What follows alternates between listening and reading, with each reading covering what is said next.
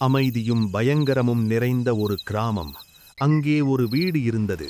அங்கே யாரும் விளக்கை ஏற்ற மாட்டார்கள். ஏனென்று கேட்டால் அதை கேட்காதே என்று எல்லோரும் சொல்லிவிடுவார்கள். ஆனால் ரவி அப்படி இல்லை. அவனுக்கு உள்ள ஒரே பழக்கம் யாரும் கேட்காத கேள்வியை கேட்பது. ஒருநாள் அவன் தைரியமாக கேட்டான், இந்த வீட்டில் உண்மையில் என்ன இருக்கு? அன்று இரவு மழை, காற்று, மின்னல் அடித்துக் கொண்டிருந்தது. ரவி அந்த வீட்டிற்குள் நுழைந்தான். கதவு தானாக மூடியது. உள்ளே ஒரு கண்ணாடி.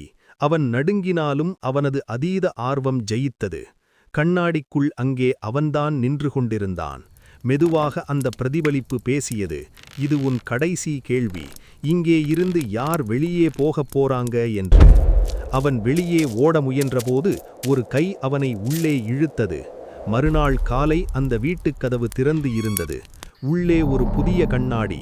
அதன் பிறகு யாராவது அந்த வீட்டை பற்றி கேட்டால் ரவியின் குரல் மட்டும்தான் ஒலித்தது. கேள்வி கேட்பதற்கு முன்னாடி வெளியே வர முடியுமா என்று யோசிங்க.